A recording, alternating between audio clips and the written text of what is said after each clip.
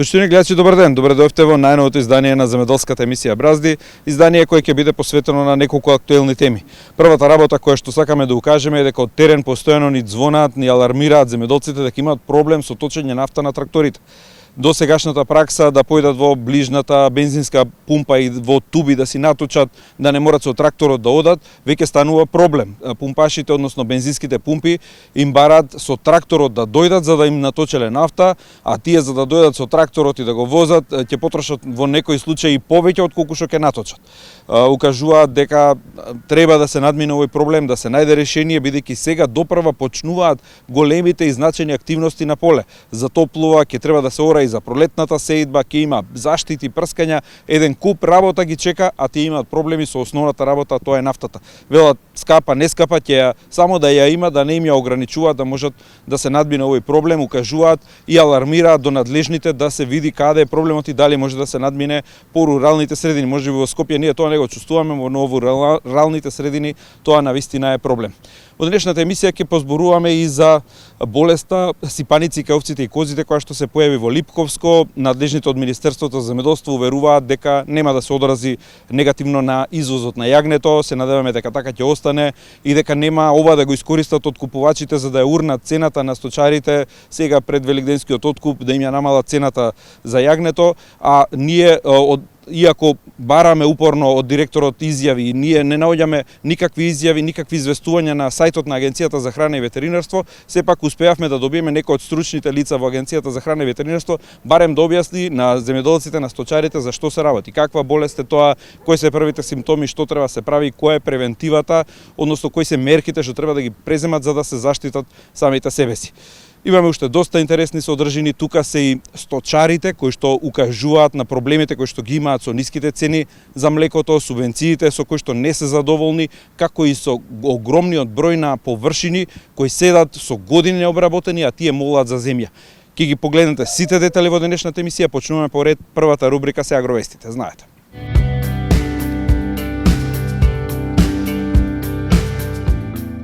Земјоделците од повеќе здруженија во земјава и од Националната земјоделска мрежа не отстапуваат од барањата за ревидирање на годинешнава програма за директни плаќања во земјоделството и бараат да се врати субвенционирањето според програмата од 2025. Барањата и заклучоците од земјоделската трибина ќе бидат писмено доставени до надлежните институции, велат тие. Земјоделците не се согласуваат со условното субвенционирање, зашто според нив има голем дел од земјоделци, особено помалите, кои не можат да ги задоволат критериумите. Иако министерот изјави дека ќе има некаков транзиционен период од 2 години, според земјоделците досега нема ваква одлука на владата за измени и дополнување на програмата за 2026, во која пак јасно стојат новите услови. Сточарите укажаа и на долг за млекото од речиси цела година, за кој барат итна исплата, како и враќање на субвенциите по грло на ланското ниво. Министерот за земјоделство Трипуновски уверува дека извозот на јагне не е доведен во прашање. Ова тој го соопштил на средбата со сточарите одледувачи на овци поради актуелната епидемиолошка состојба со болеста сипаници кај овци и кози во општина Липково, Кумановско. На средбата се разговарало дека е потребно придржување кон пропишаните контролни и заштитни мерки за спречување на ширењето на болеста. Сите одледувачи да ги почитуваат упатствата на надлежните институции и при секоја сомнителна појава веднаш да ги известуваат ветеринарните друштва и Агенцијата за храна и ветеринарство. Извозот на јагнешко месо, производи од јагнешко месо и производи од млеко добиено од овчо млеко, кои биле подложени на пастеризација, не е доведен во прашање, потенцираше министерот Трипуновски. Прво македонско овчарско куќе Караман, признато на светско ниво. Председателката на Република Македонија Гордана Силјановска-Давкова се сретна со председателот на кинолошкиот клуб Македонско овчарско куќе Караман Илија Каров по повод условното впишување на расата Караман во регистрите на Светската кинолошка федерација. Со ова, Караман стана дел од семејството на над 380 признати раси кучиња во светот. Председателот на кинолошкиот клуб истакнал дека Караман не е само ново име во меѓународните регистри, туку символ на истрајност, љубов и визија, кои повеќе од 2,5 децении биле вложувани во афирмацијата на расата. Караман станува првото признато македонско овчарско куќе со самостојно национално потекло, со што дополнително се потврдува државата како земја со богато и автентично кинолошко наследство. Нивото на водата во Охридското езеро се наоѓа на котата 693 метри надморска височина или 24 сантиметри над просекот за март. Водостојот на езерото е значително подобрен споредено со минатата година, кога во март нивото на водата во езерото се наоѓаше и повеќе од 30 сантиметри под месечниот просек или неколку сантиметри само над дозволениот минимум. Температурата на водата во езерото е 6,5 степени Целзиусови, што е степен постудено од мартовскиот просек. Добрата кондиција во која се наоѓа езерото, кога станува збор за водостојот, се должи на интензивните врнежливи периоди, што го зафатија регионот изминатиот месец.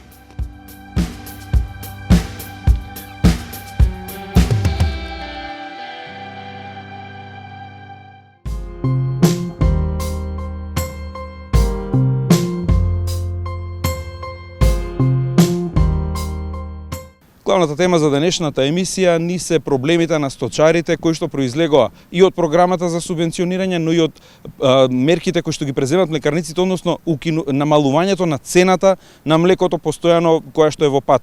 Велат дека со овие цени на млекото веќе стануваат нерентабилни, проблем се и нивите кои што ги гледаат со години дека седат така, а им биле ветувани дека ќе бидат поделени, дека сточарите ќе имаат предност, и голем проблем е и нафтата за која укажуваат дека не можат да ја точат по руралните средини. Голем проблем е легализацијата, за која што еве сега веќе има најави дека ќе се донесе закон за легализацијата на механизацијата, но главно акцентот го ставаат дека не се согласуваат со овие цени, со овие пари предвидени за субвенциите за сточарството.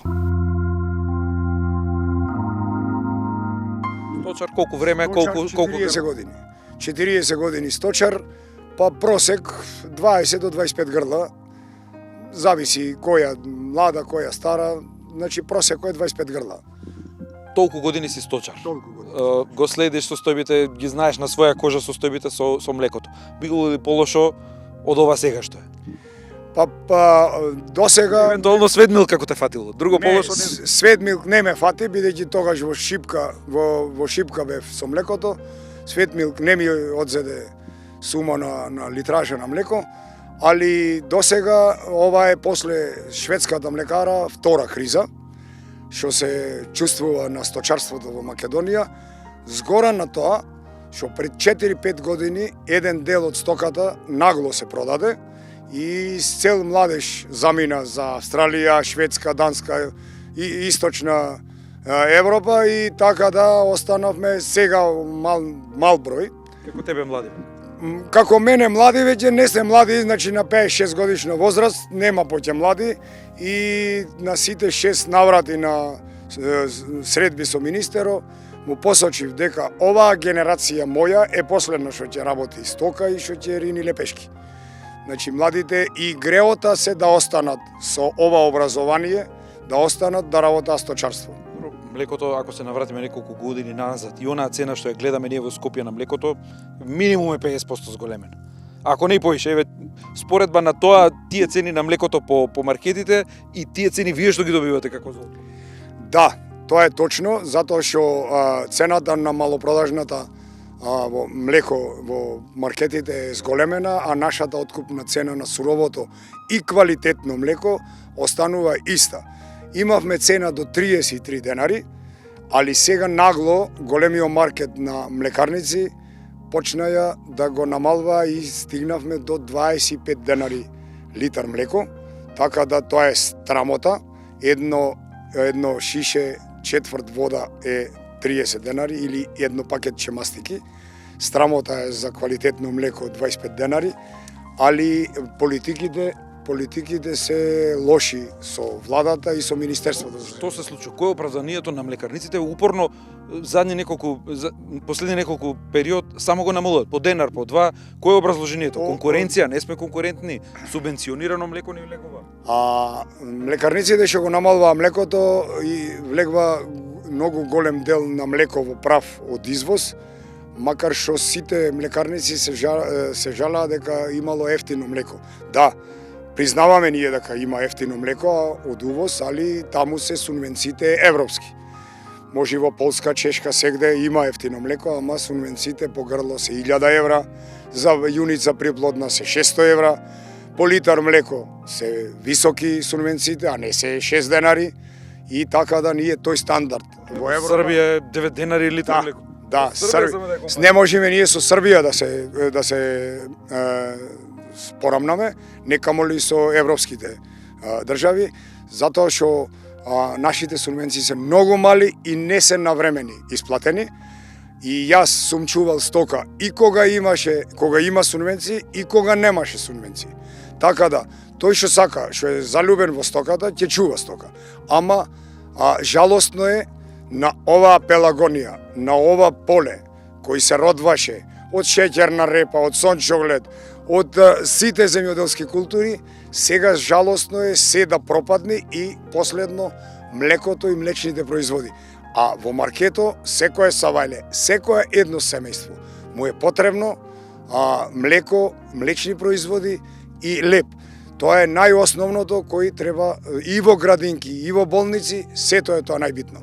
И затоа на сите средби со министерот во Министерство за земјоделие, лично јас и другите колеги баравме млекото да стане стратешки производ, владата да формира цени, а не Што како пченицата и како оризот. пченицата, оризо, заштитна цена, грозјето, тутуну. Значи, не може секој една млекарница вистина откупва млеко, ама кој како му одговара, така формира цена.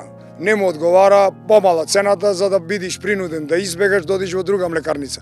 Кога ќе преку влада ќе биде друга програмата.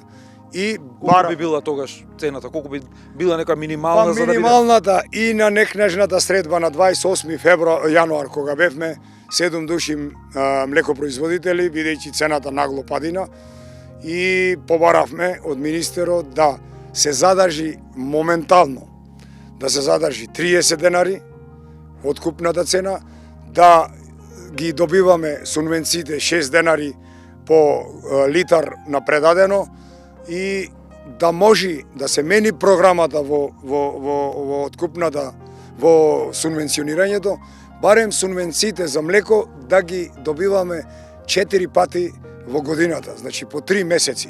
И тоа да биде поредовно. Сега колку ви должите? Оти ние ни должа сега за 25-та година една исплата направија, кај некој пуштија 2 месеци за литар млеко, кај некој 3.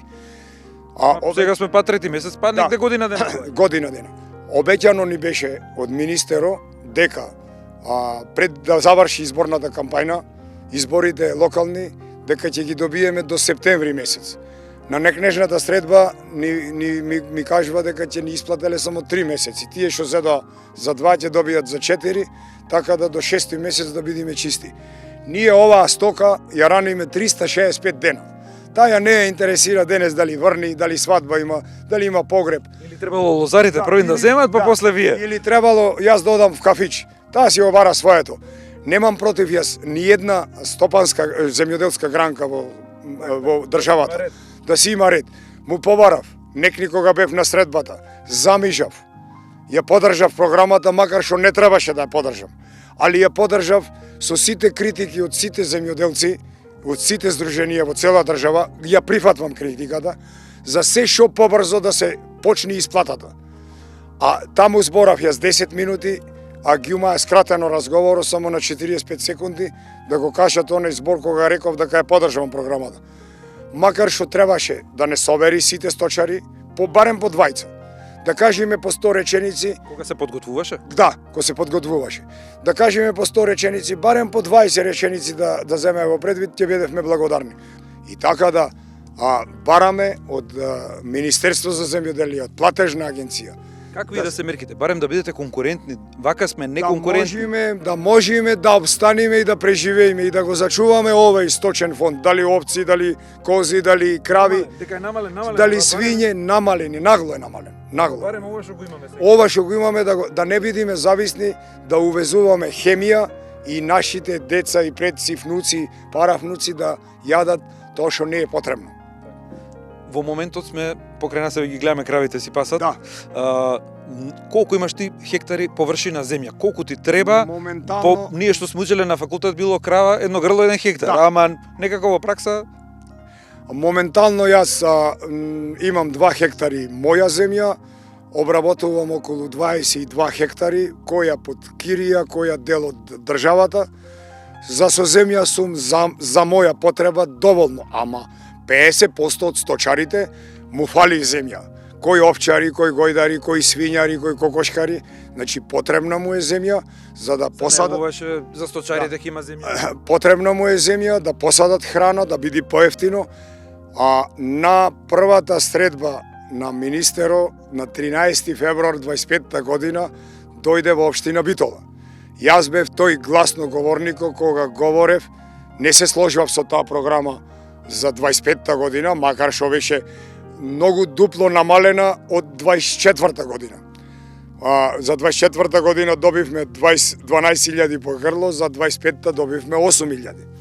Се не убедуваше дека 6 денари по литар млеко и дека една крава ќе дај 6.000 литри во лактација, тоа се 180 дена, ама ние такво подневие во Пелагонија немаме. Му кажав, му објаснав дека во Пелагонија може да биде и минус 50, а може да биде и плюс 60. Така да и храна немаме, и сорта на крави немаме. И така да останеше... Реалноста е колку? 3.000? Реалноста е, ете, не мора да бидат 3, ама просек го земаме 4.000 литри на лактација и да може таа крава да просперира малце поќе години, иначе секоја 5-та година ние да купуваме крави по 3.000 евра, не сме толку силни. И така ни беше обеќано дека 1600 хектари земја ќе одземи од комбинато и ќе ја подели, прво ќе има предност сточарите. Ако сетне нема доволно, мислам, се пополни број од сточарите, другите култури да земат земја, да има договор со државата, да платва редовно кирија и да можат да ги користат сите бенефиции. Површините, еве, можете слободно да снимате, да кравите си пасат, трње овде 7-8 години, површините се катастрофа, имаме проблем. А вие плачете за земја? Да, плачиме за земја, не можеме да земиме зелена нафта, не можеме да пријавиме за сунвенци. Во Пелагонија имаме проблем со комбинато. Имаме преку 2.500 хектари земја времена замена. Таа ја добивме негде 2012. Значи, грубо вака, објаснете? Грубо, значи, направивме договор замена со комбинато, да не влегваме во среде сегде во парцелите, да ги парчиме, тие ќе одреда една парцела и овде ни поделваја и ја работавме. На хартија све функционира за субвенции? Функционираше за субвенции. Од 2012 негде 5 години до 2017. 2017 не избришаја ни зелена нафта, ни субвенции. Тоа се 2.500 хектари отприлike? 2.500 хектари во Пелагонија има таква земја со времена замена. Затоа што таа земја не можеме ни за зелена нафта, ни за субвенции да ја пријавиме. А го прашав министерот како комбинато пријавва субвенции и како користи комбинато све, затоа што комбинато од 60-та година, кога беа колективите, него му е остаена земјата и никој од 60-та година од странство не се вратил да го обнови договорот, да му го дај, тие нормално си функционира, си пријавва, а за нас не избриша и сега седиме ние ништо. Од ФАО имаше проект на средување, комасација, успешен модел во Егри. Да, и тоа му посочив, да го поддржат ФАО, да искористат тие... ФАО ни покажа како, треба се ние... покажа, во Егри испадна многу добро, многу убаво, благодет, ни покажа, во оптичари се направи, во Логоварди е веќе готово, општина Могила, страмота е општина е, да се направи и во општина Могила, дел кај нас, претежно ние кај нас, во Егри се правеше од нула, ама претежно во општина Могила, во кај нас во Велушина, значи, мислам тој реон, 70% се парцелите од комбинато веќе направени, и канали, и патишта, све. Останува само приватните катастари да ја соберат земјата на Тони, земјата на Борче, на други, колку хектари има толку. Комисијата, стручните лица од факултетот ќе направат проценка, толку му се следва на Тони, еве тука имотен лист, многу лесно и едноставно, патишта и канали ги имаме во Егри, од почеток се правеше све. Се направи и многу успешно, со кола да одиш, со камион, со седа, сите услови да ги бркаш. Тоа е многу, на едно место многу убаво. Ама го поддржувам тој проект и го посочив да се забрза, да не застане, ама тука застана. Голем проблем. Застана, ништо не се функционира апсолутно. Еве јас имотно правните односи кај мене, сега вадам документи, за мои прадедовци пред 200 години умрени. Родени се 1889. Не се знае кај се умрени, не можеш да докажеш и не можам земја да преносам. Страмота е, значи. Има најава дека се планира да се направи посебно тело, агенција за управување со земјоделско земјиште, ќе се сменило закон. И таа после ќе ги средувало овие работи, само со тоа ќе се занимавала. Еве и како идеја може би е добро, ама треба ли тоа побрзо? Пролетна сеидба е више одминато, него барем за следна есенска сеидба да функционира нешто. Да, имало таква најава, слушнав од други колеги, луѓе, другари, високо образовани луѓе. Тоа е убава работа да се направи таква агенција, да може да располага со целокупно која државна, која приватна земја. Ќе се направи попис која е обработливо, која не е обработливо, која може да се обработи и брзо да оди процедурата, значи во земјоделието нема денес сакам, утре неќум, кога тоа сака. Значи како налага временските услови. Некни во саботата налагаше временските услови да се фрли прихрана на житото и јас мораше некни да фрлам. Не може кој ќе јас сакам, кога тоа сака. Значи тоа е дуќан под ведро небо и како така се одбива работите наполе, така треба ние да бидеме спремни и да можеме да успееме и да произведиме поевтина храна за да имаме храна поевтина за да можеме сточниот фонд да не увезуваме. Сакам да кажам дека апел и до владата и до Министерот за земјоделие, насочено му е и то, до министерот Панче Тошковски. Значи, сега со новиот закон бараме што побрзо да се дојси законот за легализација на земјоделските возила, земјоделските трактори и приклучени механизации, да можеме, тој закон беше пуштен запрен, да се пушти, да биде без рок, да можат сите што немаа легализирано, да ги легализира и да ги регистрира. Иначе, тоа значи без таблици трактори. Да. Нема собственост ли, што е? Нема собственост, еве има нови возила, нови трактори од 2012 чим ја нема хомологацијата, не може да го регистрира. Ама со другиот документ полицијата ќе го одземе ако нема сообраќајна. Така да, што побрзо да се пушти законот за легализација, кој како може да го регистрира и да си има една собственост, една сообраќајна за возилото, за да можеме да функционираме и да работиме. Да не идете по обратниот процес. Прво да казнуват и да одземаат, па после ќе го средуват. Ама тоа не можеме. Ајде ќе речеме, јас сум Велушина, градитирам, ете не на многу јавни патишта, ама што ќе речеме, општина Могила треба ни центаро да помини. Ресен, ни центаро, Кочани, Кавадарци, Неготино, сегде ни центаро, сегде треба да бидат исправни тракторите. Ајде тие што купија нови во редје, ама луѓе имаа што не можат да си купат, си го работи, тоа толку му е доволно да си го легализира, да си има една сообраќајна и да си функционира колку што може.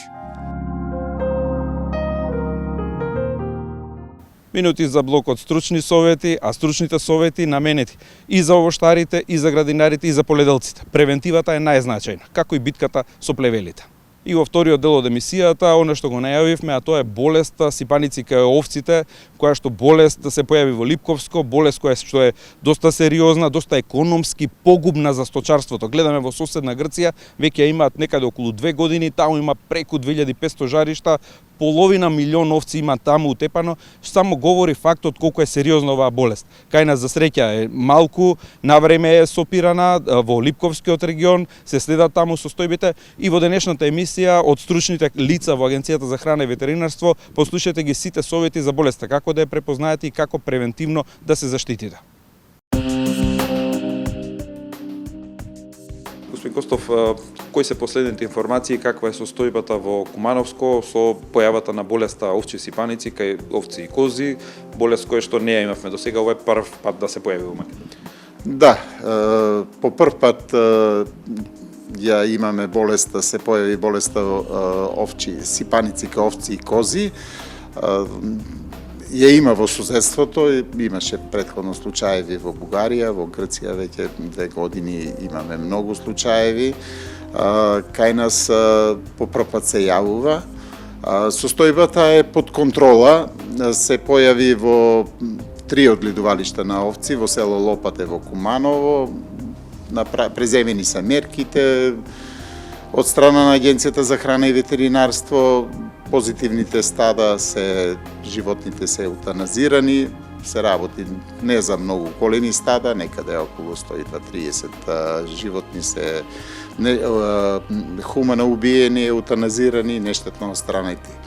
Нови случаеви, нови сомнежи немаме за сега, меѓутоа будно се следи состојбата, се врши активен мониторинг, формирани се зони од 3 од 10 километра каде што е направен попис на сите овчарски и козарски фарми, така да за сега состојбата е под контрола и се надевам дека нема да имаме нови случаи.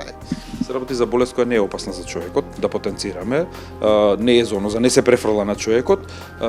Каков е патот на ширење, кои се сомнежите, како се појавила во Кумановско, кои се некои индикации, сомнежи ваше? Болеста не е зооноза, не се пренесува од луѓето, од животните на луѓето, и се пренесува од оваа болест, заболуваат единствено овците и козите, како домашните, така и дивите. Не се пренесува, значи, ниту на другите животни. Сега за начинот како е внесена болеста, ова инфекција се пренесува преку непосреден контакт меѓу животните се шири. Другите начини на ширење се многу помале е шансата да се пренесе на друг начин и предпоставката наша е не сме го утврдиле точниот извор. Во вакви случаи е многу тешко да се утврди, меѓутоа еден од можните начини на кои се сомневаме е нелегална трговија со овци. Има од другата страна на границата во Србија?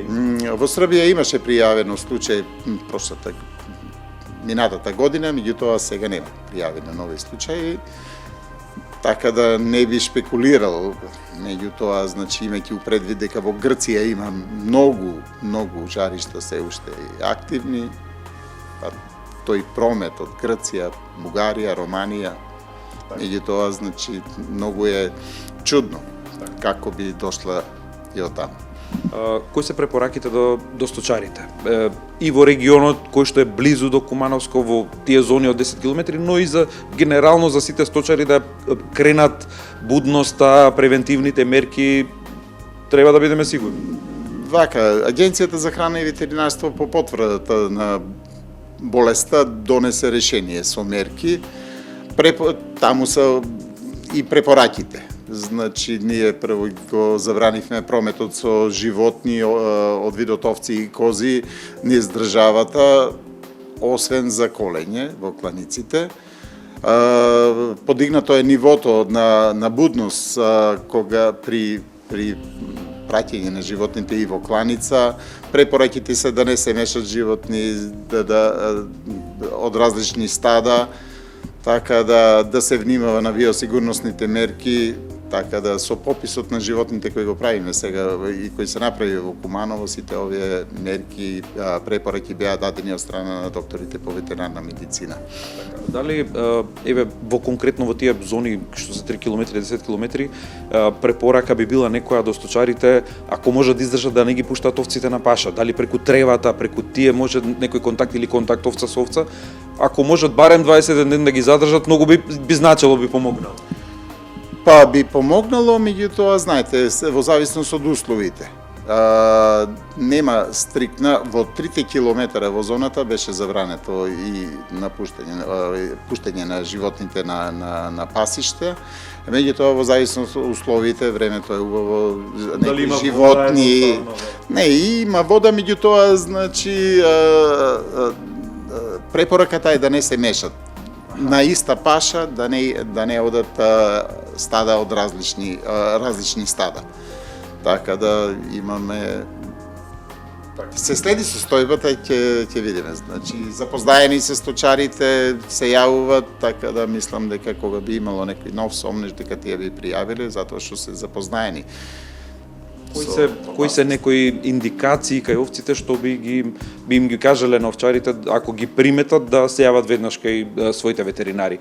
Кои некои симптоми се препознаваат ципаници? Со оглед на епидемиолошката состојба, бидејќи имаме веќе жаришта, значи секое секое покачување на температурата кај одреден број на животни, кај неколку овци треба да го пријават веднаш до надлежниот официјален ветеринар, до ветераното друштво со кое работат, со кое има договор, така да и при најмал сомнеж дека одредени животни губат апетит, покачиле температура, тоа се првите симптоми, значи треба да пријават.